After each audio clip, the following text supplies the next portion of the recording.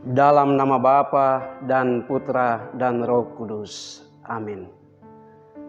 Bapak, Ibu, Saudara dan Saudari yang dikasihi Tuhan, jumpa lagi dengan Renungan Komsos Keuskupan Agung Merauke, edisi Senin 23 November 2020. Di dalam perjalanan kehidupan manusia, kita sering mengalami bahkan menemukan ada orang yang memberi sesuatu tetapi mengharapkan imbalan atau balas jasa atas pemberian itu.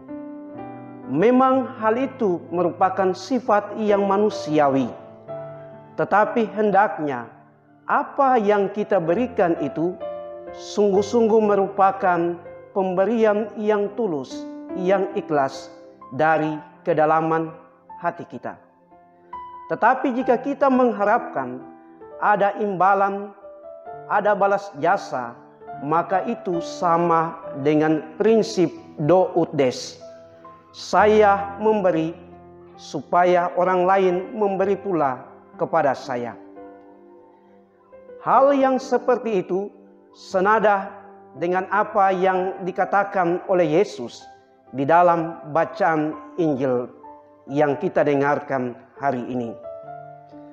Penginjil Lukas mengisahkan bagaimana Tuhan Yesus memberikan sebuah perumpamaan tentang seorang janda yang memberikan dari apa yang ia miliki di dalam kotak persembahan itu.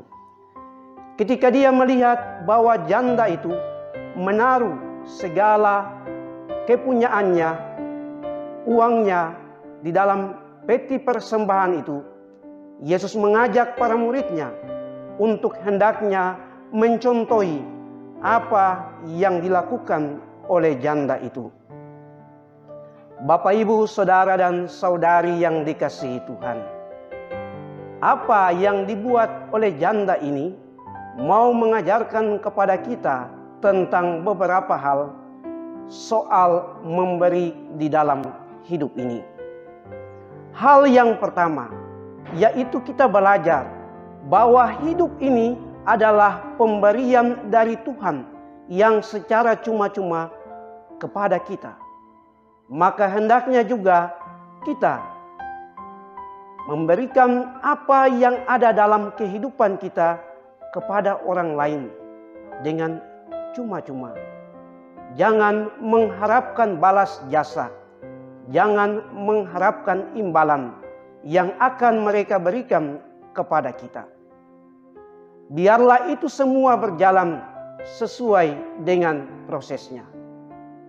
Hal yang kedua, yaitu kita belajar untuk mempersembahkan kehidupan kita kepada Tuhan.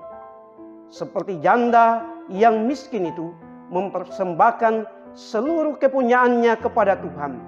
Demikian juga kita dipanggil untuk mempersembahkan kehidupan kita kepada Tuhan. Sehingga dengan begitu kita dapat disebut sebagai anak-anak Allah yang mampu mempersembahkan kehidupan kita, yang mampu mencintai kehidupan kita di dalam perjalanan hidup ini.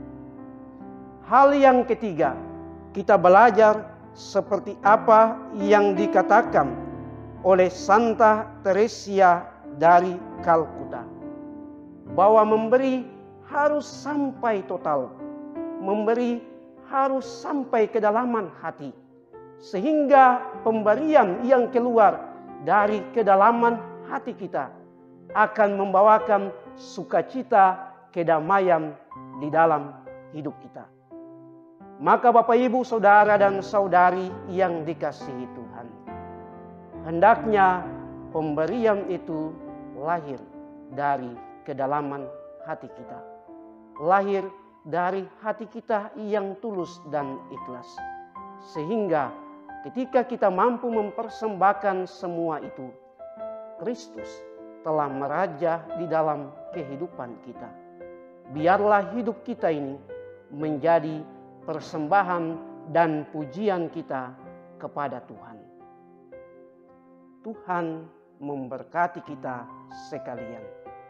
Dalam nama Bapa dan Putra dan Roh Kudus.